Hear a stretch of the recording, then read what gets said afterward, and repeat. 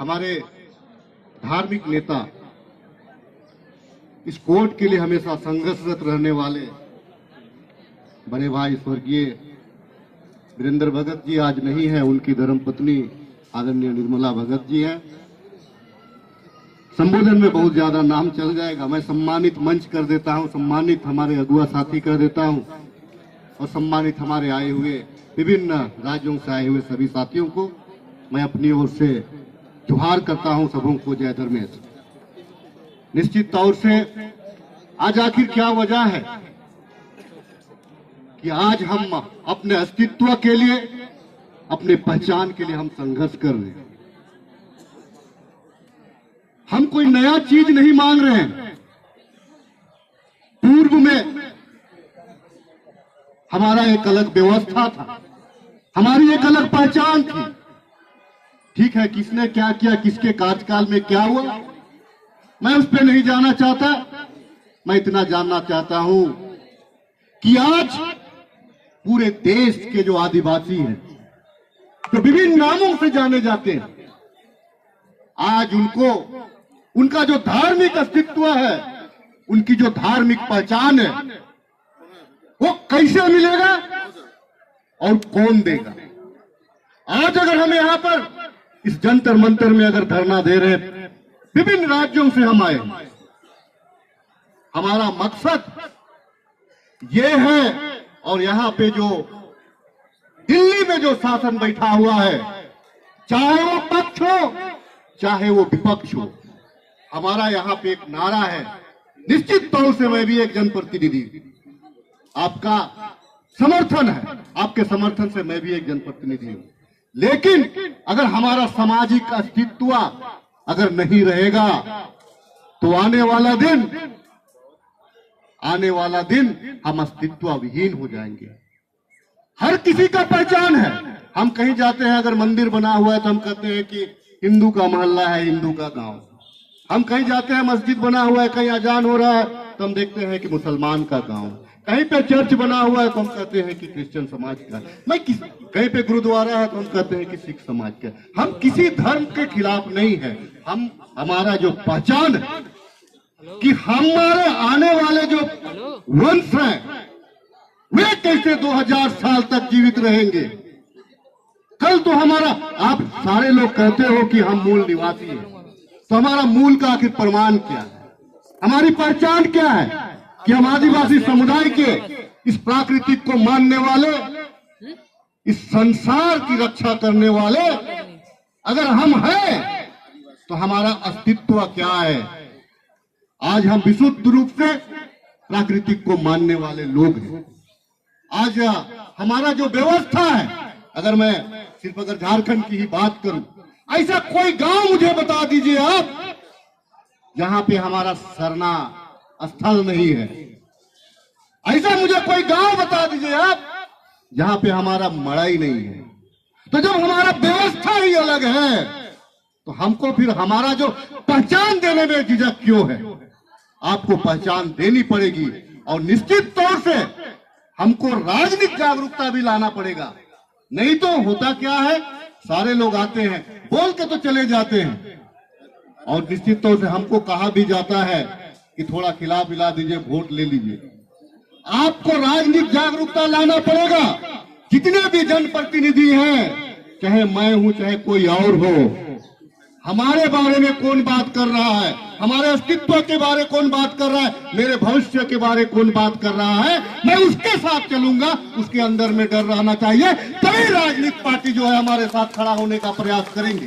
सिर्फ कह देने से नहीं होगा, इसकी एक व्यवस्था है, सिस्टम है, उस सिस्टम में हमको जाना है। ठीक है, झारखंड सरकार ने विशेष सत्र बुला करके कैबिनेट से हमको अलग धर्म कोड का दर्जा के लिए वहां से बिल भेज दिया, लेकिन यहां दिल्ली में झारखंड तो नहीं दिलाएगा, यहां दिल्ली देगा। तो दिल्ली में आखिर हमारी बात को कौन रखेगा और कैसे रखेगा। तो जो भैया हमारी बात को नहीं रखोगे तो हम आपके साथ क्यों खड़े होंगे।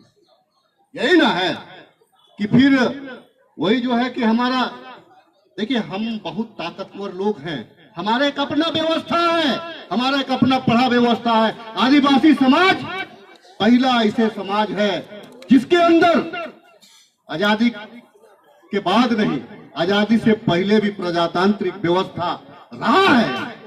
हम समूह में कोई भी चीज को हम निर्णय लेते थे। हमारा निर्णय अगर कहीं भी हमको अगर फैसला करना होता था तो हमारा पाहन करता था, हमारा अखाड़ा में बैठ के हम करते। ये व्यवस्था सिर्फ झारखंड में नहीं है, हर आदिवासी गांव में मिलेगा। अगर हमारा कोई बड़ा व्यवस्था है, बड़ा व्यवस्था करता था। तो ये व्यवस्था जो हमारा रहा था, जिसमें हमको अपने पूर्वजों पे हमको गुमान होना चाहिए और हम उसके वंश हैं। आज हमारे वक्ता कह रहे थे, अगर आप इस आजाद भारत का अगर आजाद का इतिहास पढ़ेंगे, आजादी का इतिहास पढ़ेंगे, तो निश्चित तौर से अगर पहला स्वतंत्रता आंदोलन हुआ है तो आदिवासी समुदाय और वो भी झारखंड से हुआ है। इस चीज को आपको जानना होगा, अपने इतिहास को आपको समझना पड़ेगा। तो चूंकि बहुत सारे हमको हमारे जो धार्मिक अगुआ हैं, दोनों का स्वास्थ्य बड़ा खराब है। डॉक्टर कर्मा उरांव साहब का भी खराब है, हमारे धर्मगुरु बंदन तिगा का भी खराब है। फिर भी समाज के लिए यहाँ पे आए हैं, हमको समर्थन देना। मैं भी यहाँ पे, मैं तो जनप्रतिनिधि हूँ, मैं यहाँ पे आने का मतलब है मैं समर्थन देने के लिए आया और मैं खड़ा होने के लिए आया हूं कि आप जहां जहां चलोगे मैं भी आपके साथ चलने को तैयार हूं।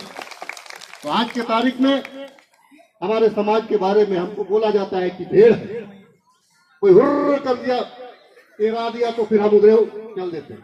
अब हमको अपने बारे में जानना पड़ेगा, अपने समाज के बारे में जानना पड़ेगा, हमारे गांव घर के बारे में जानना पड़ेगा।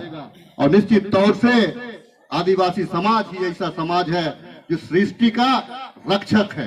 आज जंगल कटता है तो हम रोते हैं, पहाड़ कटता है तो हम रोते हैं। पहाड़ का लड़ाई, जमीन का लड़ाई, आखिर लड़ता कौन है? आज भी अगर कहीं भी अगर जमीन और जायदाद के लिए कोई जमीन पेड़ पहाड़ के लिए लड़ता है तो आदिवासी समाज ही लड़ता है, क्योंकि उन्होंने उसको उसके शरण में वो पला बढ़ा है।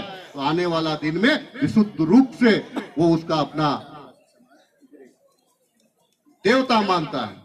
और क्योंकि यहाँ पे बहुत सारे वक्ता हैं, मैं ज्यादा ना कहते हुए इतना जरूर कहना चाहता हूँ, क्रमबद्ध तरीका से, चाहे वो अपने अपने गांव में जिस प्रकार से झारखंड में मानव श्रृंखला बना था, पूरे झारखंड प्रदेश में मानव श्रृंखला बना था, एक आह्वान करिए गुरुजी, आह्वान करिए पूरे देश में इस धर्म कोड के लिए मानव श्रृंखला का आह्वान करिए। पूरा देश का आदिवासी वहां रास्ते अपने गांव घर में खड़ा होगा।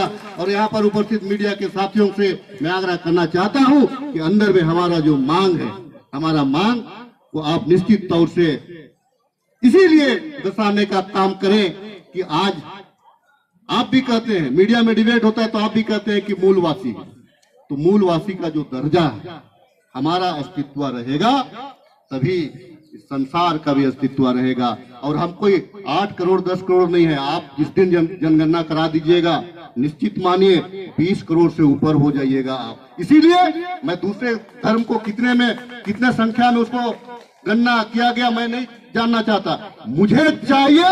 और इस बार का जो जनगणना है उसी में हमको कोलम चाहिए। इतना ही संघर्ष और उद्गुलान के साथ में सभी सम्मानित हमारे साथी हैं, उनका बहुत बहुत आभार व्यक्त करते हुए अपनी बातों को समाप्त करना चाहता हूं। यही जज्बात, यही संघर्ष जारी रहेगा जब तक हमको अलग धर्म कोड नहीं मिल जाएगा। बोलने का अवसर आपने दिया, बहुत बहुत धन्यवाद।